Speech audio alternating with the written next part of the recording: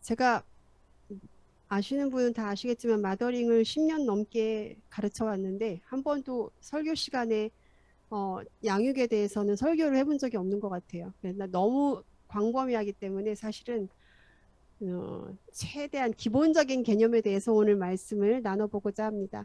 이번 달이 사실은 가정의 달은 아니지만 우리가 자녀 양육에 있어서 가장 가지고 있어야 될 기본적인 개념에 대해서 말씀을 드리고자 합니다. 오늘 제가 드리고자 하는 말씀은 만약에 여러분이 가정을 이루고 있고 자녀가 있다면 반드시 알아야 될 정말 기본적인 많이 들으신 말씀을 드리고자 할 건데 그것이 무엇이냐? 내 자녀는 내 것이 아니다.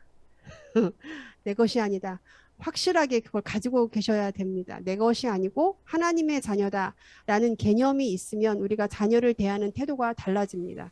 함부로 하거나 무시할 수도 없고 동시에 심적으로 너무 밀착되어서 자녀의 감정이 나의 감정이 되는 일이 없어야 될 것입니다. 그래서 우리가 어떠한 개념을 가지고 자녀를 양육하느냐 그게 정말 정말 기본적이고 굉장히 중요한 말씀이거든요. 우리 청년들은 해당 사항이 없겠지만 결혼하면 나중에 다 필요하니까 들으세요.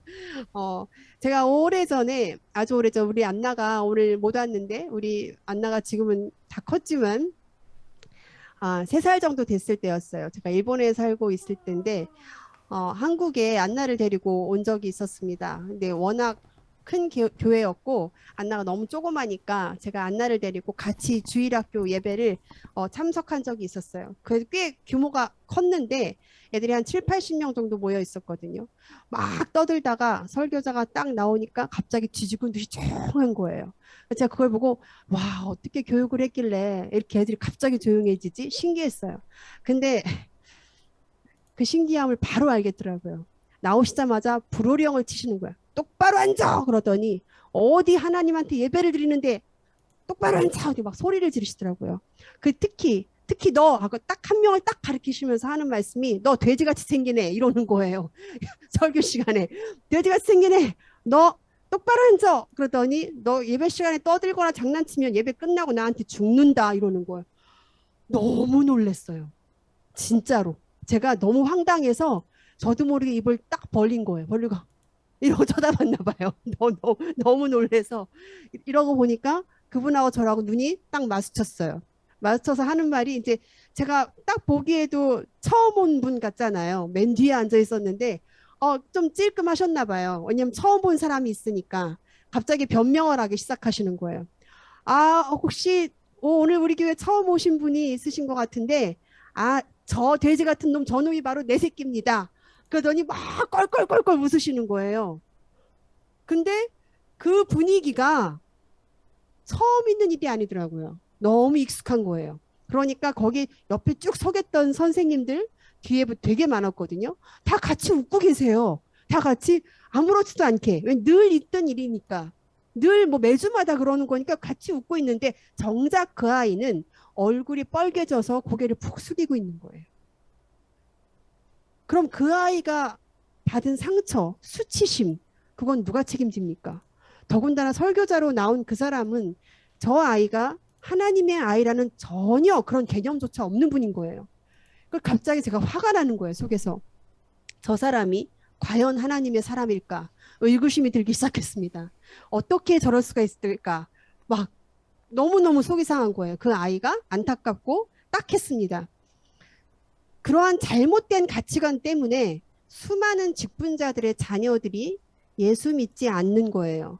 하나님을 모르고 살아갑니다. 아버지를 통해서 하나님의 사랑을 전혀 느낄 수 없는데 걔네가 어떻게 하나님을 믿고 사랑할 수가 있겠습니까?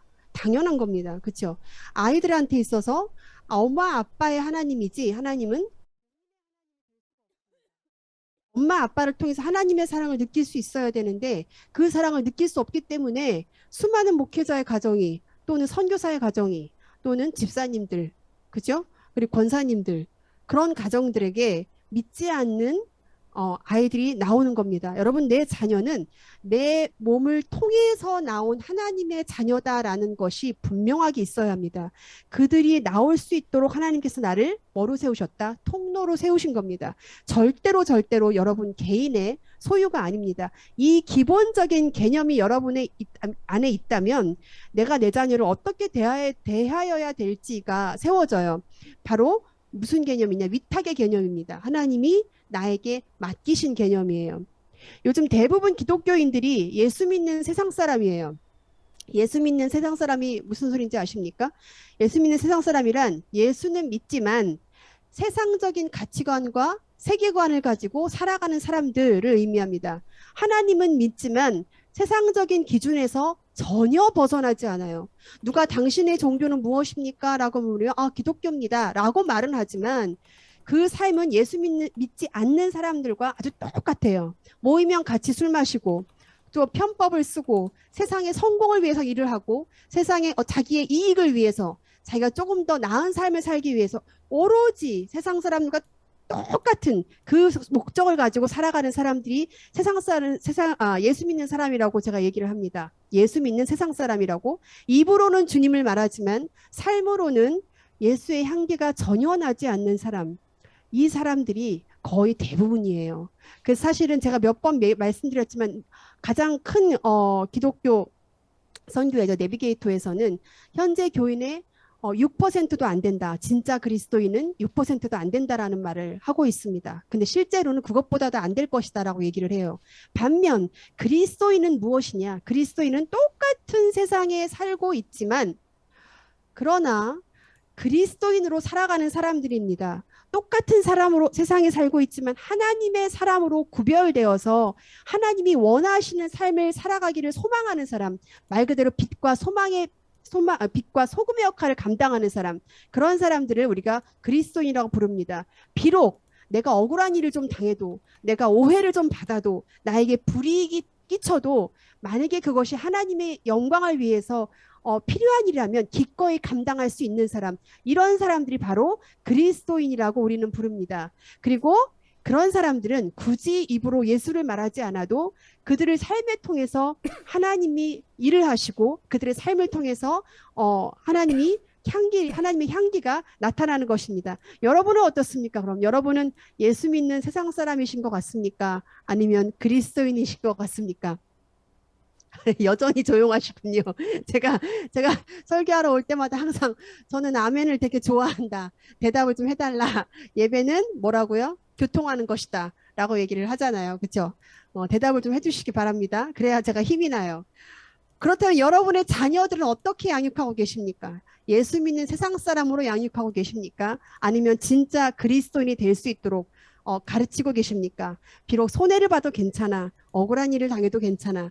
그래도 너는 하나님의 사람이야 라고 가르치고 계십니까? 아니면 절대 그건 안 돼. 세상의 성공을 위해서 살아가야 돼 라고 아이들을 격려하고 계십니까? 어떻게 양육하고 계시는지 궁금합니다. 마더와이즈에서요, 이런 말이 나와요. 제가 마더와이즈를 한 12년 동안 가르쳤는데, 그런 말이 나옵니다. 마더와이즈에서 엄마로서 가장 큰 축복은 내 아이에게 하나님을 전할 수 있다라는 사실이다. 이런 단어가 나옵니다. 근데 우리는 성경을 통해서 정말 믿음이 좋은 사람들이 전부 자녀 양육에 실패한 케이스를 아주 많이 볼 수 있어요. 대표적으로 엘리 제사장이 그랬고요. 사무엘이 그랬고 다윗이 그랬고 위대한 왕이었죠. 히스기야 왕이 그랬습니다. 제가 이 4명의 실패 케이스를 좀 여러분하고 나누고자 합니다. 왜 실패했는지 찾아보고 교훈을 삼고자 합니다. 먼저 엘리 제사장을 보겠습니다. 첫 번째로 엘리 제사장은 자녀들에게 하나님을 가르치지 않았습니다. 사무엘상 2장 12절에 보니까 엘리의 아들들은 행실이 나빠 여호와를 알지 못하더라 그랬어요. 여호와를 알지 못하였다고 기록하고 있습니다. 이 말은 여호와를 알지 못하기 때문에 불량자가 되었다는 말입니다. 본인이 선지자임에도 불구하고 그 자녀들을 하나님의 말씀을 가르치지 않았습니다. 잠언 22장 6절에 보면 뭐라고 써 있어요? 우리 좀 예배 동참하기 위해서 같이 읽을까요? 시작. 마땅히 행할 길을 아이에게 가르치라. 그리하면 늙어도 그것을 떠나지 아니하리라. 라고 말씀하고 계세요. 엘리가 자신의 자녀들이 내 자녀가 아니라 나를 통해 태어난 하나님의 자녀라는 기본적인 개념만 갖고 있었어도 아이들에게 하나님의 말씀을 가르치는 것을 소홀히 여기지는 않았을 것입니다. 대부분의 저에게 상담으로는 대부분의 사람들은 거의 다 학업에 관련된 것입니다.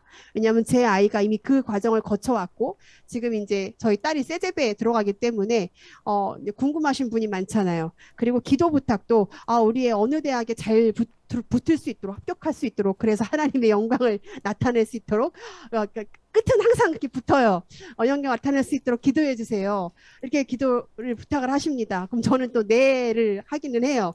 이제 한국에서 사역할 때 특히 그런 분 많으세요. 서울대학교를 예를 들어서 시험을 본대요. 그래서 꼭 붙을 수 있도록, 그래서 꼭 하나님께 영광 돌릴 수 있도록. 그럼 이제 질문 드리겠습니다. 떨어지면 하나님의 영광이 가려지나요? 붙어야 영광이 드러나나요? 그렇지 않습니까? 그렇게 기도 부탁을 해요. 네라고 하십니다. 솔직히 이 자리에서 얘기하지만 제가 그분 앞에서 말을 안 했어요. 저는 정직한 기도를 드립니다. 어떻게 기도를 하냐면 하나님 공부한 만큼의 성적의 결과 나오게 해주세요. 절대로 공부한 것보다 더 받아서 이 아이가 자기의 이익을 위해서 자기의 목표를 위해서 하나님의 영광, 하나님을 이용하는 일이 없도록 하나님을 이용하지 않게 하시고 내가 공부한 것보다 훨씬 더 낮은 성적을 받아서 좌절하는 일이 없게 하옵소서. 정직한 기도. 그래서 내가 한 만큼의 결과를 받을 수 있도록 해주세요라고 기도를 합니다. 그리고 합격은 하나님의 손에 달렸습니다. 저는 한 번도 붙게 해달라고 기도는 하지 않습니다. 하나님이 하시는 일이에요. 하나님, 왠지 지금부터 아무도 기도 부탁을 안 할 것 같은 예감이 드는 건 왜일까요? 왜일까요? 그래서 그 대신 그런 기도는 해줘요. 제가 제 아이들이 시험을 본다고 할 때도 항상 기도하기를 하나님, 우리 아이가 공부한 것에 대해서 잘 기억나게 해주시고 시험에 집중할 수 있게 해주시고 아이가 하나님을 의지할 수 있도록 도와주세요. 라는 기도는 합니다. 근데 대부분이 성적에 대해서 기도 부탁을 하고 또 가끔 건강에 대해서 기도 부탁을 하지만 거의 없어요. 신앙에 대해서 오시는 분이. 내 아이의 신앙을 위해서 기도를 간절히 해주세요. 정말 안타깝습니다. 내 자녀를 위해서 기도해 주세요. 신앙을 위해서. 하나님을 만나게 해주세요. 이런 분들이 거의 없습니다. 제가 싱글 때 우리 남편 만나기 전의 일입니다. 제 싱글 때 밴쿠버에 살았어요. 밴쿠버에 잠깐 살았던 적이 있었는데 그때 개그맨 이성미 씨가 같이 살고 있었습니다. 제가 벌써 한참 전이죠. 20 몇 년 전인데 개그맨 이성미 씨가 노스 밴쿠버에 살고 계셨어요. 근데 저는 당시 한인마트 근처인 이제 코키틀람에 살고 있었는데 어느 날 한인마트를 갔다가 게시판에 개그맨 이성미 씨가 붙여놓은 게시글을 읽었어요. 그게 뭐였냐면 성경 튜터 구함이었어요. 그 제목과 함께 본인의 자녀에게 매주마다 하나님의 말씀을 가르쳐 주실 신학생 또는 전도사님을 찾습니다. 하고 그 튜터비까지 딱 올려놨는데 제가 정확히 기억은 안 나지만 당시에 영어 수학 튜터비보다 훨씬 더 높은 금액이었어요. 그래서 1시간에 이 금액을 드릴 테니까 누가 나에게 우리 집에 오셔서 내 아이에게 성경을 가르쳐 주세요. 저 굉장히 신선한 충격을 받았습니다. 저는 그 전으로도 그 이후에도 한 번도 성경 튜토를 본 적이 없습니다. 그게 제가 처음이자 마지막으로 본 광고였어요. 아무도 우리는 성경 튜토 구할 생각 안 하지 않습니까? 근데 우리 어때요? 우리 아이가 성적을 위해서 불어 튜터, 영어 튜터, 수학 튜터는 많이 구하잖아요. 그렇지 않나요? 다들 학업에는 관심이 있어도 내 아이가 하나님의 말씀으로 잘 양육되고 있는지 내가 가르칠 자신이 없으면 누군가라도 초청해서 하나님 말씀 가르쳐야겠다. 이런 간절한 마음 갖고 계셨습니까? 혹은 갖고 계십니까? 저는 그때 멋있다라는 생각을 했어요. 처음 봤기 때문에. 그러고 수년이 지나서 제가 저희 남편을 만나고 일본에 이제 살았잖아요. 저희 남편이 일본 사람인 건 다 알고 계시죠? 그래서 일본에 살았을 때 개그맨 이성미 씨가 그 일본에 있는 온누리 교회 강사로 오신 적이 있어요. 강사로 오신 적이 있어서 그분이 그때 무슨 말을 하셨냐면 그때 투표 받고 그 아들이 하나님을 깊이 만나서 목사가 됐대요. 신학교를 가고 목사가 됐다고 하시면서 하는 말이 그분 말씀 이렇게 하셨어요. 여러분 자녀들은 고생 많이 하는 목사보다 돈 많이 벌어서 헌금 팍팍 팍팍하는 장로님 되셨으면 좋겠죠? 이러더라고요. 그래서 성도님들이 다 웃었던 기억이 나요. 그게 좋은 길, 훌륭한 길, 복 받은 길인 건 알지만 그래도 내 새끼는 이왕이면 세상적으로 성공해서 돈 많이 벌어서 교회 헌금 많이 하면 되잖아요. 헌금 팍팍 해서 그런 장로님 됐으면 좋겠다고 원하시지 않습니까? 그게 어머니의 마음이 아닐까, 대부분의 엄마의 마음이 아닐까 싶습니다. 근데 자녀에게 하나님을 알게 하고 하나님을 만날 수 있도록 돕는 것은 우리가 할 수 있는 가장 최고의 사랑입니다. 그리고 하나님을 모시고 사는 자녀들은요, 나쁜 길로 가라고 등을 떠밀어도 갈 수가 없습니다. 왜? 마음에 찔림을 주시기 때문입니다. 그리고 나쁜 생각을 하려고 해도 그 마음이 잘못됐다라는 것을 알 수 있도록 하나님께서 지혜를 주시고 명철을 주실 수밖에 없어요. 왜? 하나님이 그 안에 살고 계시기 때문입니다. 그리고 아이들이 어려운 일을 당했을 때 어느 누구에게 도움을 구하기 전에 먼저 하나님께 무릎 꿇는 자녀가 될 수 있습니다. 여러분은요, 자녀들이 성적을 관심 갖는 거 물론 이게 나쁘다는 얘기가 아니에요.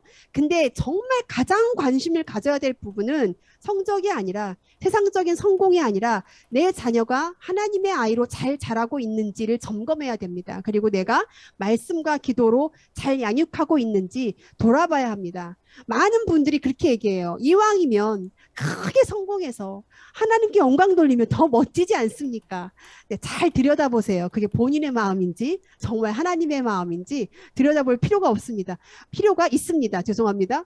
근데 그것도 틀린 말은 아니에요. 하지만 여러분, 그렇게 좋은 대학 가고 돈 잘 벌고 성공을 해도요, 만약에 그 자녀가 정말로 하나님을 떠나 산다면 그것이 오히려 독이 될 수 있습니다. 머리로만 아는 예수, 귀로만 들은 예수, 자신의 주인이 되지 못한 예수, 그렇게 사는 사람이 바로 예수 믿는 세상 사람입니다.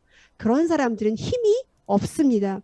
여러분, 우리는요, 하나님이 나에게 맡겨주신 자녀를 최대한 자녀가 하나님을 만날 수 있도록 노력하는데 최선을 다해야 합니다. 성적을 올리기 위해 투자하는 것 그 이상으로 하나님을 만나게 하기 위해서 물질과 시간을 아낌없이 투자해야 돼요. 수련회가 있으면 다 보내세요. 뭐 어느 교회든 내가 할 수 있는 수련회든지 뭐든지 어떤 기회가 주어지든지 내 자녀가 하나님만 만날 수 있다면 여러분 최선을 다해서 보내실 수 있기를 바랍니다. 엘리의 두 번째 잘못은 자녀의 잘못에 대하여 꾸중은 하였으나 잘못에 대하여 제재하지 않은 것입니다. 사무엘상 2장 22절에 보니까 엘리는 그의 아들들이 저지른 온갖 잘못들을 이미 다 알고 있었어요. 그죠? 회막에서 일하는 여인들과 동침한다는 말까지 들어 알고 있었습니다. 그런데 그가 아들들을 타이르고 꾸중할 뿐 그들의 죄에 대해서 제재를 가하거나 잘못에 대한 대가를 치르게 하지 않았습니다. 여러분, 과연 늙은 다음에 그 행실을 알았겠습니까? 아마 아니었을 거예요. 홈리와 비느하스가 어렸을 때부터 그렇게 악했겠습니까? 그것도 아니었을 거예요. 그죠? 부모님의 말을 잘 들을 수 있는 성품은 어렸을 때 결정된다라는 말이 있습니다. 여러분, 부모님께 순종을 잘 할 수 있는 아이가 하나님께 순종할 수 있고, 부모님께 자기의 잘못을, 자기의 죄를 솔직하게 고백할 수 있는 아이가 하나님께 회개를 할 수 있는 아이로 자랄 수 있습니다. 성경에 따르면 엘리 제사장이 자녀를 훈육한 때는 이미 다 커버린 때였어요. 여러분도 알다시피 그들은 아버지의 말에 귀를 기울이지 않았습니다. 왜 그렇습니까? 아버지로서의 권위를 이미 상실한 때였어요. 그리고 그들은 더 이상 아버지의 영향권 안에 있는 어린아이가 아니었습니다. 우리 속담에 바늘도둑이 소도둑된다는 말이 있어요. 그죠? 처음에는 어렸을 때 작은 것에서 시작했을 거예요. 그러나 점점 더 대범해졌고 점점 걷잡을 수 없이 그 잘못들이 죄가 커져갔을 겁니다. 왜 그랬을까요? 왜? 그 부모 탓이에요. 그거는 정말로 90% 이상이 부모 잘못입니다. 그것을 처음부터 잡아줬어야 돼요. 근데 왜 제사장이 아이들의 교육에 실패했을까요? 29절에 나와 있습니다. 너희는 어찌하여 내가 나의 처소에서 명한 나의 제물과 예물을 밟으며, 그 다음 말이 중요해요. 뭐라고 써 있습니까? 시작. 내 아들들을 나보다 더 중히 여겨 내 백성 이스라엘을 드리는 가장 좋은 것으로 스스로 살찌게 하냐. 너의 아들들을 왜 나보다 더 중하게 여겼냐라고 얘기해요. 즉 엘리 제사장은 자식들이 자신의 우상이 되었던 거예요. 여러분, 우상의 개념이 뭐예요? 우상의 개념은 하나님보다 더 소중히 여기는 것을 우리가 우상으로 정의를 합니다. 그렇죠? 엘리가 하나님보다 자식을 더 소중히 여겼다면 그 자식들이 바로 본인의 우상이 되었던 거예요. 자식이 나쁜 짓을 저질렀을 때 그것을 바로 잡아주고 대가를 치르게 했어야 됨에도 불구하고 아이들을 아끼는 마음에 아이들의 잘못을 덮어주었던 것입니다. 사실 그건 아이들을 아끼는 것이 아니라 아이들을 망하게 하는 길입니다. 사무엘상 3장 13절에 보니까 거기 이유가 나와 있죠. 맨 밑에 줄에 보니까 시작. 자기의 아들들이 저주를 자청하되 금하지 아니하였다라고 나와 있어요. 제가 말이 또 빨라졌죠. 저희 남편이 그렇대요. 그래서 다시 늦게 하겠습니다. 잘못을 감싸주는 것만 사랑이 아닙니다, 여러분. 잘못에 대해 스스로 깨닫게 하고 돌이키게 하는 것이 사랑입니다. 잘못을 하면 반드시 그것에 대한 책임이 따른다는 것을 알려주는 것이 사랑입니다. 우리는 사랑의 하나님과 공의의 하나님과 죄를 고백했을 때 하는 용서의 하나님을 다 보여줄 수 있어야 합니다.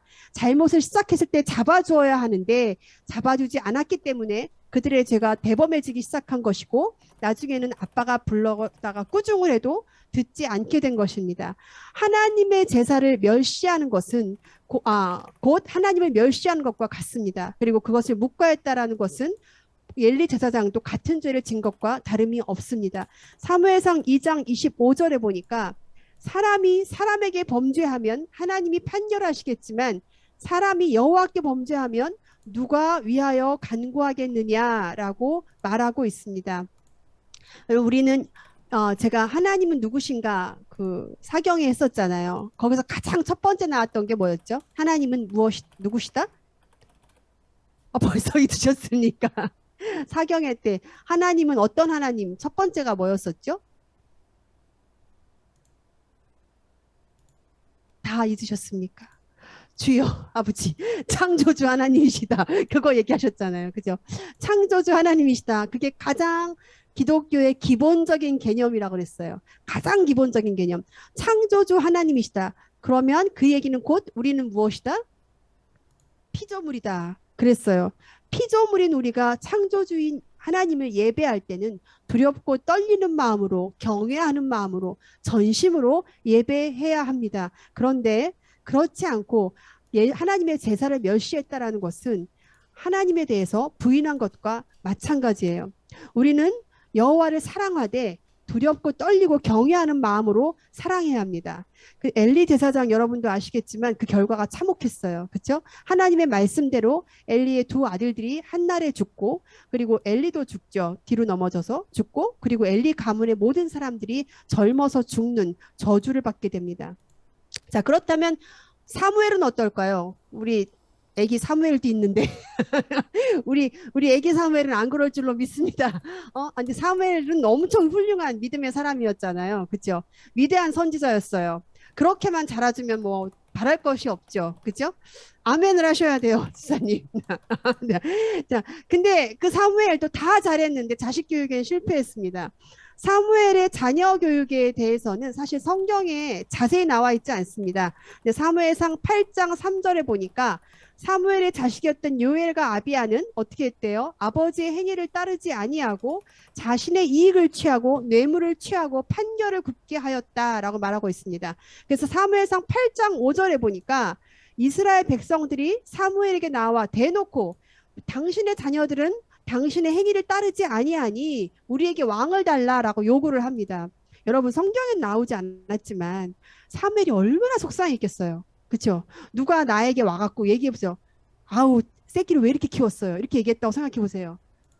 아니 세상에 전수사님 믿음이 이렇게 좋으면서 아니 애들은 왜 이 모양이에요? 얘기했다고 생각해보세요. 더군다나 지금 여긴 때로 몰려와서 얘기하고 있어요. 때로 몰려와서 사람들이 불평을 한다고 생각해보세요.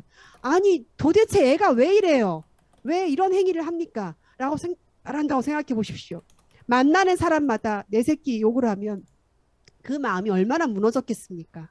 그렇지 않아요? 그죠? 근데 사실 성경에서 사무엘이 어떻게 엘리처럼 어떻게 했다라는 말은 기록하고 있지 않아요. 그리고 사무엘의 아내에 대해서도 기록하고 있지 않습니다. 그런데 왜 사무엘이 자녀 교육에 실패했을까?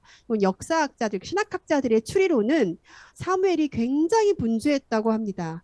굉장히 뭐 이스라엘 전역을 돌아다니면서 하나님을 제사하고 말씀을 선포했어야 됐어요. 그러니까 가정을 제대로 돌볼 수가 없었어요. 그러니까 대부분의 아내와 아들들이 함께 보냈던 것 같습니다. 근데 사무엘의 아들들이 이렇게 큰 것은 기록되진 않았지만 중요하지 않았으니까 기록되지 않았겠죠. 사무엘의 아내가 한나처럼 정말 믿음과 기도로 양육하는 하나님의 사람은 아니지 않았을까라고 추측을 해볼 수가 있습니다. 둘 다 하나님의 사람이면 참 좋겠지만 부모 2명 중 1명이라도 제대로만 된 사람이라면 아이들을 믿음으로 양육할 수 있습니다. 편부모 가정이나 불우한 가정에서든지 우리는 얼마든지 예수 잘 믿는 사람 볼 수 있잖아요. 사실 사무엘은 자녀 양육에는 실패를 했지만 정작 사무엘 본인은 하나님의 신실한 종으로 평생을 살다가 부름받고 갔어요. 여러분도 알다시피 사무엘은 젖을 떼자마자 부모의 손에 자란 것이 아니라 그 성전에서 엘리트 사장과 함께 컸습니다. 그죠? 그리고 성경에 보니까 사무엘의 어머니였던 한나가 남편과 같이 매년제를 드리러 1년에 딱 한 번 작은 겉옷을 지어서 성전을 찾아갔다고 기록되어 있습니다. 사무엘이 어떤 아들이에요? 다 아시죠? 굉장히 귀하게 얻은 아들입니다. 그렇죠? 불임이었어요. 한나가. 불임이어서 간절히 기도한 끝에 하나님의 응답으로 받은 아이였어요. 근데 그 아이를 하나님께 드려요. 그것만 봐도 한나는 굉장한 믿음의 여인이었습니다. 그리고 기도의 사람이었습니다. 한 번 응답받은 것에 대해서 더 이상 근심하지 않았어요. 성경에 보니까 엘리가 말을 하잖아요. 그죠? 너가 기도가 응답이 될 것이다. 근데 그 다음 절에 뭐라고 써 있어요? 한나가 그 다음부터 걱정을 하지 않았대요. 근심하지 않고 돌아갔대. 그걸 그대로 받은 거예요. 믿은 거예요. 우리가 말씀을 들었을 때 아멘하고 그냥 더 이상 그 일에 대해서 근심하지 않고 될 줄로 믿는 거예요. 굉장한 믿음의 소유자였습니다. 그리고 기도의 사람이었어요. 그런 엄마가 1년에 딱 한 번 갔다고 생각을 해보세요. 얼마나 그 시간이 소중했겠습니까? 그리고 사무엘이 얼마나 엄마가 보고 싶었겠어요. 1년에 한 번 오는데 그 어린아이가 그날을 얼마나 기다렸겠습니까? 성경에 기록되지 않았지만 우리가 안 봐도 비디오잖아요. 그죠? 그리고 그 시간들, 잠깐 왔다 가는 그 시간들 속에 나눈 그 대화들은 굉장히 주옥 같았을 거예요. 그죠? 우리가 유언을 소중히 여기는 것처럼 꼭 지켜야 되는 것처럼 엄마가 1년에 한 번 와서 하는 그 말은 사무엘에게 굉장히 큰 힘이 되었을 것입니다. 믿음의 사람이었던 한나가 무슨 말을 했겠어요? 잘 먹고 잘 살아라 그랬겠습니까? 아니죠. 그죠? 하나님의 사람으로 너는 하나님께 드려진 아이니까 하나님의 사람으로 잘 자랄 수 있도록 아마 굉장한 조언을 믿음의 조언을 해주었을 것입니다. 그래서 사무엘은 비록 엄마 아빠랑 같이 살진 않았지만 믿음으로 자랄 수 있었고 그리고 또한 성전에서 컸기 때문에 하나님을 가장 가까이에서 예배하고 섬겼던 사람이기 때문에 믿음의 사람으로 온전케 되는 그런 사람이 되지 않았을까 생각합니다. 세상에서 가장 강력한 기도는 어머니의 기도라는 말이 있습니다. 그렇죠? 그런 말 많이 하잖아요. 어떤 누구도 내 자식을 엄마만큼 사랑하지는 않거든요. 예전에 김하중 대사님이 쓰신 하나님의 대사라는 책이 있는데 읽어보셨나요? 그죠? 많이 읽어보셨죠? 거기에 그런 내용이 나옵니다. 그 대사님이 어렸을 때 자다가 화장실에 가고 싶어서 방을 나가려고 그러면 엄마가 바깥에서 문고리를 잡고 막 기도하고 계신대요. 그래서 나갈 수가 없었대요. 그래서 오줌을 참아야 되는 일이 많았다라는 기록이 있습니다. 그만큼 엄마가 그 대사님을 위해서 기도를 많이 했다라고 나와요. 영혼을 담은 간절한 기도는 절대로 떨어지지 않습니다. 그 사무엘이 온전한 하나님의 사람으로 자랄 수 있다는 것은 한나의 간절한 기도가 있었기 때문이라고 생각합니다. 여러분 그럼 다윗은 어떻습니까? 다윗은 다 아시죠? 콩가루 집안인 거. 그렇죠? 다 아시잖아요. 근데 다윗 자신은 하나님을 너무 사랑했던 사람이었어요. 그리고 하나님 뭐라고 하셨어요? 내 마음에 합한 자다라고 얘기를 하셨고 다윗은 정말 그가 굉장히 어려운 상황에서도 평안을 잃지 않은 정말 하나님 말 붙든 정말 믿음의 사람이었는데 정작 자녀 양육의 만큼은 실패했습니다. 성경에 나온 아내만 무려 8명이에요. 알고 계시나요? 그러다 보니까 자녀들 또한 많았습니다. 자녀들 사이에 당연히 시기 질투도 많았을 테고 간음 사건도 일어나고 강간을 하죠. 그리고 복수를 하고 살인까지 하고 나중에는 아들이 반역까지 일으킵니다. 다윗은 본인의 신앙은 좋았지만 자녀 양육에만큼은 빵점짜리 아버지였습니다. 문제를 회피했고 굉장히 소극적이었으며 일관성도 없고 제대로 훈육하지도 않았습니다. 우리 다 아는 예를 한번 들어볼게요. 암논이 그죠? 다윗의 또 다른 딸이었던 다말을 강간합니다. 범합니다. 다윗은요, 그 사실을 들었을 때 거기에 대해서 반드시 벌을 내렸어야 돼요. 그런데 사무엘하 13장 21절에 보니까 다윗이 보이시죠? 이 모든 사무엘하 13장 21절입니다.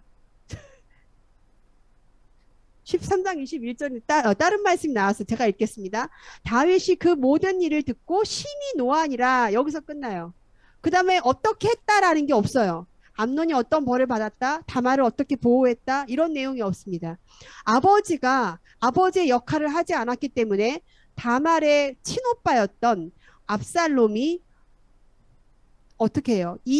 무려 2년을 계획해서 죽이죠. 살인까지 저지릅니다. 아버지가 만약 그 일에 대해서 어떤 조치를 취했더라면 살인까지는 안 갔을지도 모르겠습니다. 그리고 암논을 죽인 압살롬이 어머니의 나라 그술이죠. 거기로 가서 3년 동안 도망합니다. 도망을 칩니다.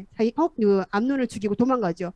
시간이 흐르자 성경에 어떻게 나오는 시간이 흐르자 다윗이 암논에 대해서 위로를 받고 압살롬에 대한 그리움이 커졌다고 나와 있어요. 그것을 딱 눈치챈 누가? 요압이. 여러분 성경 이야기 재밌지 않습니까? 전 성경 이야기가 굉장히 재밌는데 요압이 어떻게 해요? 눈치를 채고 계략을 세우죠. 계략을 세워서 다윗 왕이 압살롬을 그리워하는구나. 이걸 눈치를 채고 계획을 세워요. 그래서 압살롬을 데리고 옵니다. 압살롬을 데리고 올 때 압살롬의 마음이 어땠을까요, 여러분?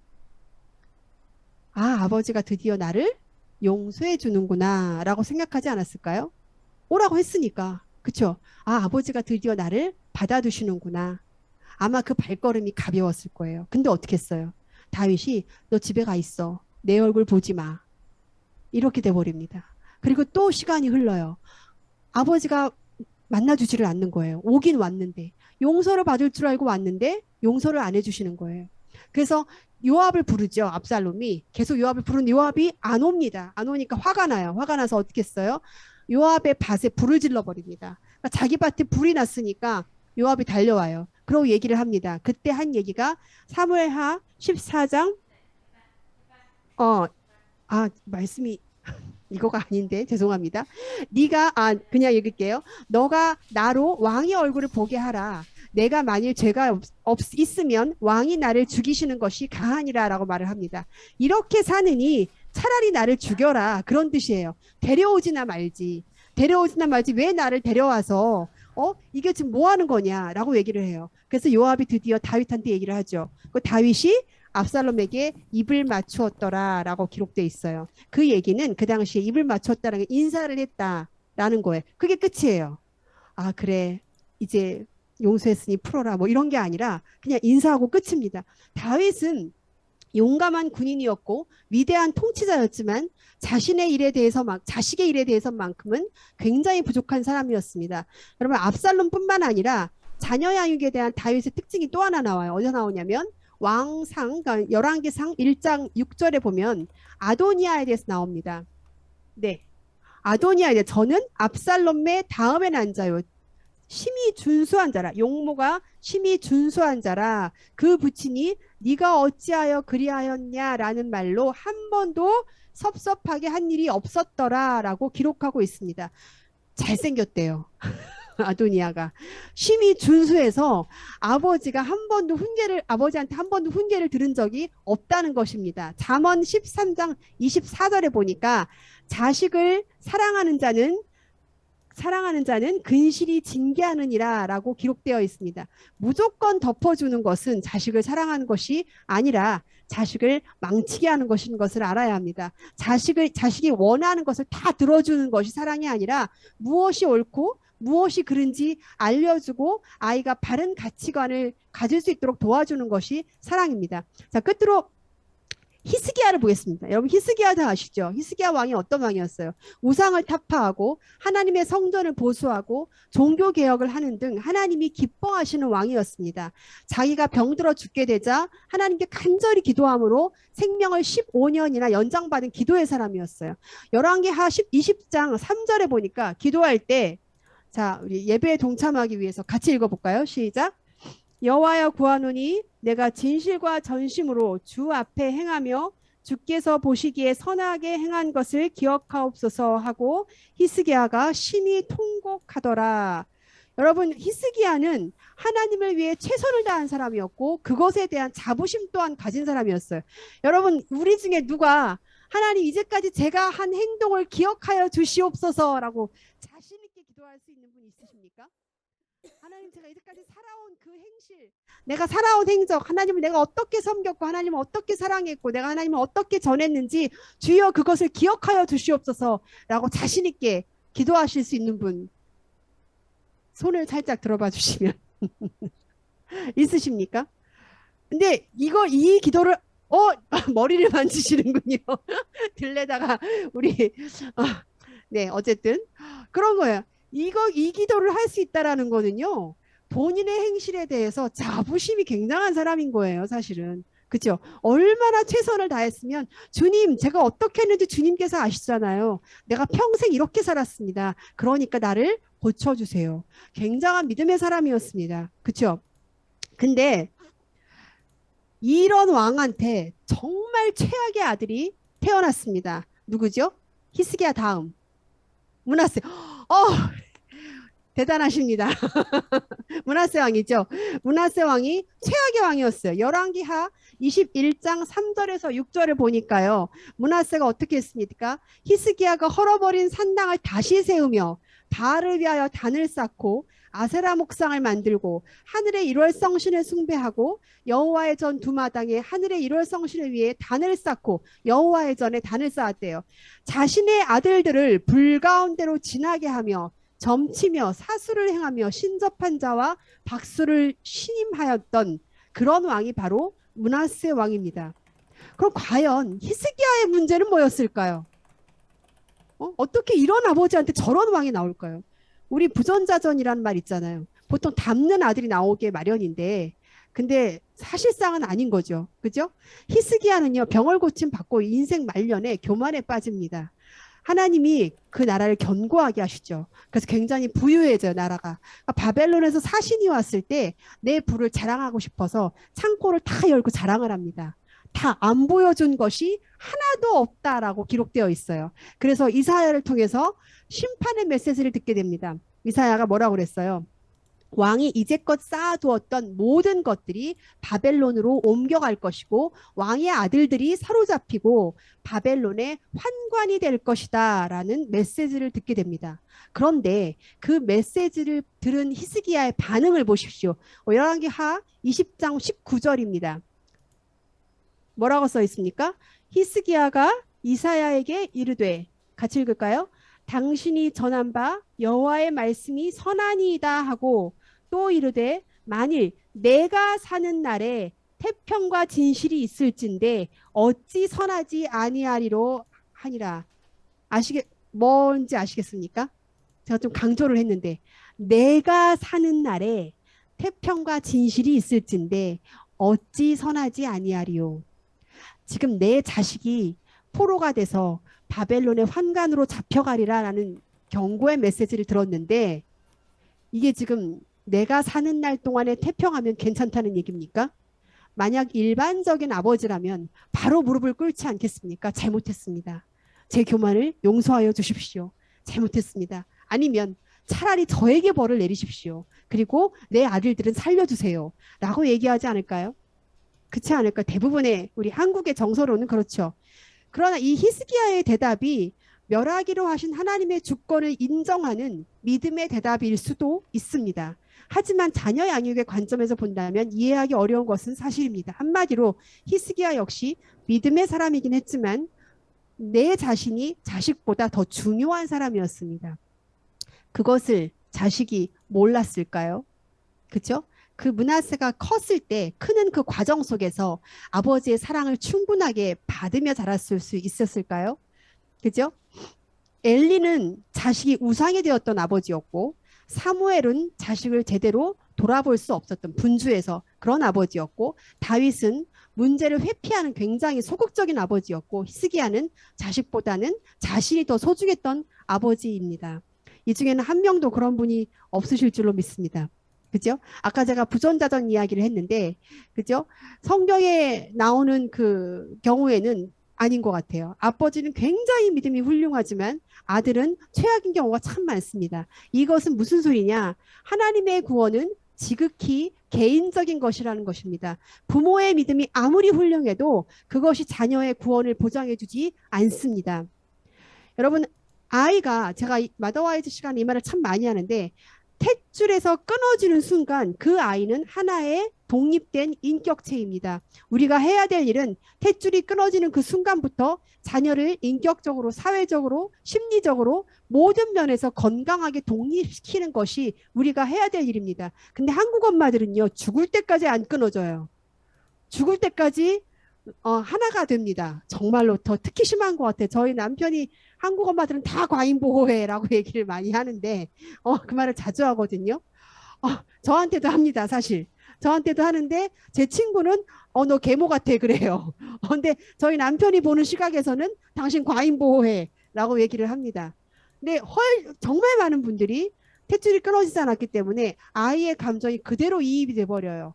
그래서 아이는 오히려 그 문제에 대해서 자유로워졌는데 엄마는 그대로 간직하고 있는 경우가 상당히 많습니다. 여전히 문제 속에 빠져 있어요. 그런 양육 태도는 절대로 아이를 건강하게 독립시킬 수가 없습니다. 바른 조언을 정직한 조언을 건강한 조언을 해줄 수가 없습니다. 내 자식이 아니라 하나님의 자녀로 키울 때 우리가 위탁의 개념을 가지고 키울 때 독립된 인격체로 양육할 때 건전하면서도 그리고 객관적인 조언을 해줄 수가 있습니다. 여러분 사탄은 끊임없이 우리를 공격하지만 동시에 나를 공격하기도 하지만 내 자녀를 통해서 나를 힘들게 하는 경우가 상당히 많습니다. 베드로전서 5장 8절에 근신하라 깨어라 너희 대적 마귀가 우는 사자같이 두루 다니며 삼킬 자를 찾는다라고 기록하고 있어요. 또한 욥기 1장 7절에 보니까 하나님이 쭉 서 있는데 하나님의 아들들이 쭉 서 있는데 사단이 또 서 있어요. 사단한테 물어요. 넌 어디서 왔니? 하니까 뭐라고 써 있어요? 땅을 두루 돌아 여기저기 다녀왔나이다. 그래요. 근데 이 말이 욥기 2장 2절에도 똑같이 써 있습니다. 여기저기 돌아다닌대요. 싫지 않습니까, 여러분? 사탄이 가만히 있는 애가 아니라 여기저기 돌아다니면서 틈을 노리는 거예요. 누구한테 들어갈까? 누구한테 나쁜 생각을 집어넣을까? 틈을 찾고 넘어뜨릴 자를 찾는다는 겁니다. 끊임없이 비성서적인 생각들을 우리에게 집어넣습니다. 누가복음 22장 3절에 보면 유다에게 사단이 들어가니 라고 써 있어요. 또 요한복음 13장 2절에 보니까 마귀가 가룟 유다의 마음에 예수를 팔려는 뭐를 넣었더라? 생각을 넣었더라 라고 기억하고 있어요. 사탄은요 생각을 통해서 역사를 합니다. 사탄은 먹잇감을 절대로 놓치지 않습니다. 굉장히 집요해요. 끊임없이 하나님이 기뻐하시지 않는 생각을 집어넣습니다. 의심하게 만들고 불신하게 만들고 그리고 분리시키고 이간시키고 불만을 갖게 만들고 불평을 하게 만듭니다. 계속 하나님으로부터 멀어지게 하기 위해서 굉장히 노력을 해요. 사람들을 이간시킵니다. 근심에 빠지게 만들어요. 상황이나 환경을 바라보게 만들지 하나님을 바라보지 않게 만듭니다. 그런데 감사히도 우리에게 복음이 있습니다. 사단이 죽을 힘을 다해 우리를 하나님과 멀어지게 한다 할지라도 하나님 역시 자신의 목숨을 내놓기까지 우리의 자녀들을 하나님의 자녀들을 절대 놓지 않는다는 사실입니다. 그런데 거기에는 아주 중요한 조건이 있어요. 그게 뭐냐면 내 자녀가 그리고 내가 반드시 하나님의 자녀여야 한다는 사실입니다. 여러분이 아무리 믿음이 좋아도 여러분의 자녀는 별개입니다. 에스겔서 14장 13절에서 20절 좀 길은데요.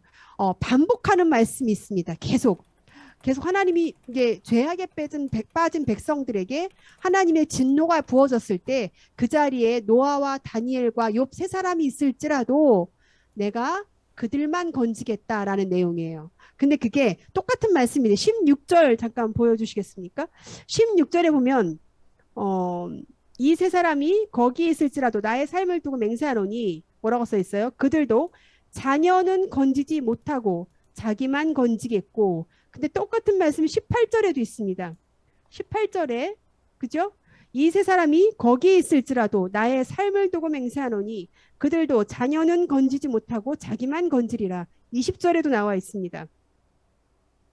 그죠? 거기 있을지라도 나의 삶을 두고 맹세하노니 그들도 자녀는 건지지 못하고 자기의 공의로 자기의 생명만 건지리라. 무서운 말씀이에요. 그렇죠? 구원은 지극히 개인적인 것입니다. 따라서 여러분의 자녀가 정말 구원받기 원하신다면 내 자녀가 아니라 하나님의 자녀로 살아갈 수 있도록 양육을 해야 하는 것입니다. 엘리도 사무엘도 다윗도 히스기야도 부모의 믿음은 굉장히 훌륭했어요. 하지만 그 네 사람만 보더라도 자녀의 구원은 별개라는 것을 알 수 있습니다. 아버지나 엄마가 목사여도 선교사여도 장로여도 집사여도 전혀 상관이 없습니다. 자녀가 하나님을 만나야 합니다.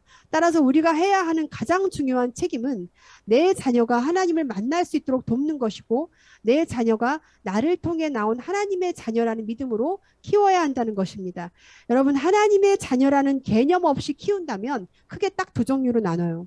자녀를 마치 자기의 소유물로 여겨서 함부로 대하거나 무시하거나 상처를 주고 그리고 또 폭력도 행하고, 제가 아까 설교 초반에 얘기한 것처럼 그 설교하신 분처럼, 그죠? 주일학교 설교자처럼 그렇게 아이에게 상처를 주고 그렇게 돼버려요. 그럼 그 아이가 예수를 과연 믿겠습니까? 또 하나는 제가 또 마침 얘기했던 것처럼 지나치게 하나가 돼서 감정적으로 심적으로 하나가 돼서 분리되지 못하기 때문에 아이가 건강하게 자랄 수가 없는 것입니다. 말씀을 마치며 여러분에게 다시 한번 강조하기 원합니다. 하나님이 우리에게 주신 자녀는 우리를 하나님의 자녀를 주신 것입니다. 또한 그래서 우리는 자녀를 키울 때 위탁의 개념을 가지고 키워야 합니다. 또한 우리는 나에게 맡겨주신 자녀들을 하나님의 자녀로 돌려드릴 의무와 책임이 있습니다. 신앙교육을 교회만 맡기지 마시기 바랍니다. 신앙교육의 1차적인 신앙교육은 반드시 가정에서 이루어져야 합니다. 디모데후서 3장 16절 17절 이거 다 외우는 말씀이죠. 다시 같이 읽어보겠습니다. 시작. 모든 성경은 하나님의 감동으로 된 것으로 교훈과 책망과 바르게 함과 의로 교육하기에 유익하니 이는 하나님의 사람으로 온전케 하며 모든 선한 일을 행하기에 온전케 하려 함이라 라고 말씀하고 있어요. 우리에게 맡기신 하나님의 자녀들이 하나님의 사람으로 온전케 되기를 소원하신다면 여러분의 자녀들이 성경을 가까이 할 수 있도록 도와주셔야 합니다. 매일 성경 읽기를 하게 하시고, 여러분도 마찬가지예요. 매일 큐티를 하고 가정 예배를 드리고 가정에서 할 수 있는 모든 것을 다 하시기 바랍니다. 우리의 자녀들이, 그리고 우리가 말씀과 기도를 가장 최우선으로 하는 삶이 될 수 있도록, 그런 삶을 살 수 있도록 우리도 그렇고 도와줘야 하고, 아이들이 말씀에 대해서 물을 때 반드시 대답할 수 있는 준비가 되어 있어야 합니다. 애들이 물었는데 몰라? 하면은 안 되잖아요. 그죠? 그러려면 우리가 먼저 무장이 되어 있어야 되겠죠. 뭘로? 말씀으로. 그리고 문제가 있을 때 엄마 아빠한테 말하기 이전에 가장 먼저 무릎을 꿇을 수 있는 아이, 그런 아이로, 믿음의 아이로 키울 수 있기를 소망합니다. 예수를 믿지만 세상적인 가치관을 가지고 살아가는 예수 믿는 세상 사람들이 아니라 세상 속에서 믿음으로 살아가는 그리스도인이 될 수 있도록 힘써야 합니다. 언제나 입으로는 예수를 말하지만 예수의 향기가 전혀 나지 않는 사람이 아니라 삶을 이야기할지라도 그 속에서 예수의 향기가 가득한 믿음의 자녀가 될 수 있도록 돕는 것이 우리의 할 일입니다. 그리고 우리도 그런 사람이 될 수 있기를 소망합니다. 내 자녀를 하나님의 자녀로 키우실 수 있기를 바랍니다. 소망합니다. 기도하겠습니다.